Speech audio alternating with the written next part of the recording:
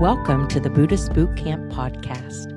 Our intention is to awaken, enlighten, enrich, and inspire a simple and uncomplicated life. Discover the benefits of mindful living with your host, Timber Hawkeye.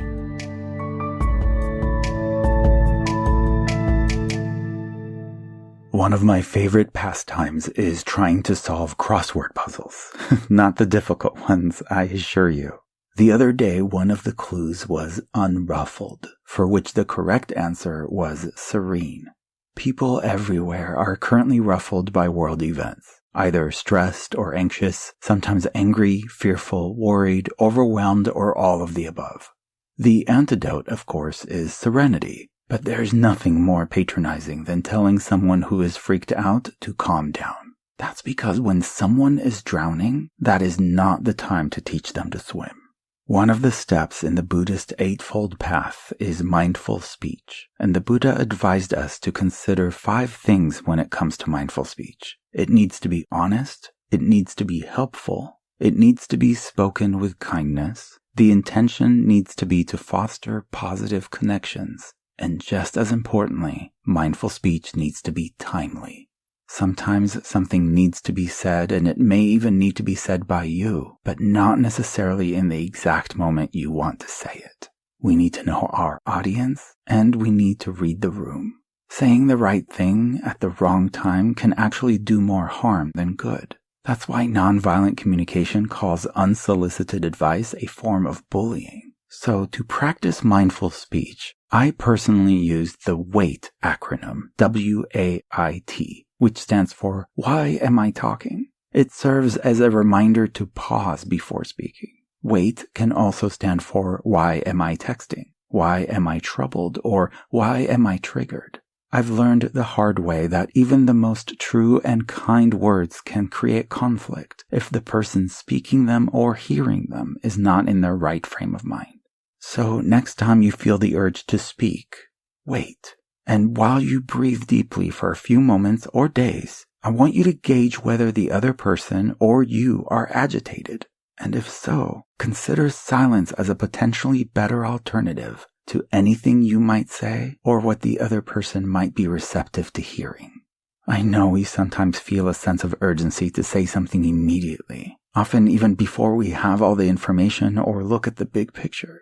And I'm not suggesting that we need to remain silent forever, only that we more often than not skip the important step of pausing, waiting for serenity to return, and then speaking from a calm place of empathy and compassion, not reactivity or rage. After all, trying to smooth ripples only creates more waves. Or as Alan Watts put it, muddied water is best cleared by leaving it alone. Waiting isn't passive. When waiting is intentional, it is active. It is a choice. So I'm not suggesting that you stick your head in the mud, but I'm also not trying to light a fire under your feet. I am simply a reminder that trying to steer a ship in the middle of a storm can rip the sail, it can break the mast, and it can destroy the rudder.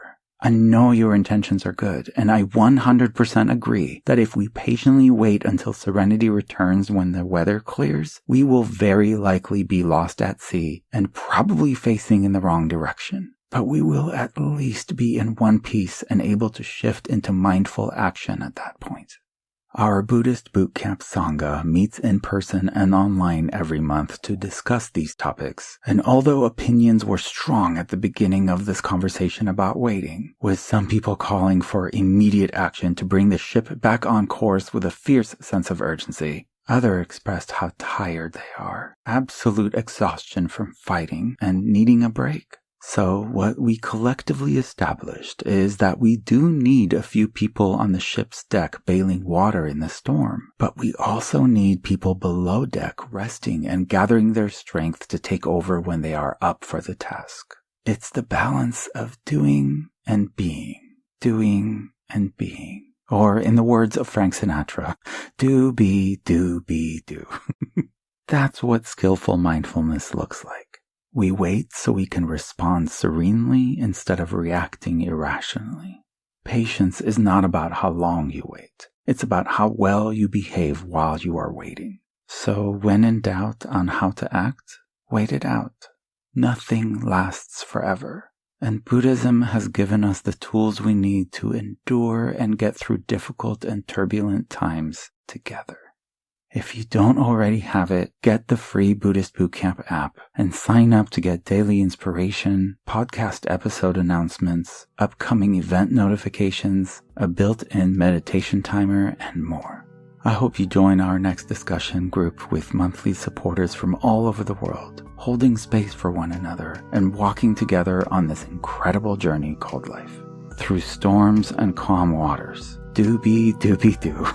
I can't believe I actually said that. Thank you for being a soldier of peace in this army of love. I appreciate you. Namaste. Timber Hawkeye is the best-selling author of Buddhist Boot Camp, Faithfully Religionless, and The Opposite of Namaste. For additional information, please visit BuddhistBootCamp.com, where you can order autographed books to support the Prison Library Project, watch Timber's inspiring TED Talk, and join our monthly mailing list. We hope you have enjoyed this episode and invite you to subscribe for more thought-provoking discussions. Thank you for being a soldier of peace in the army of love.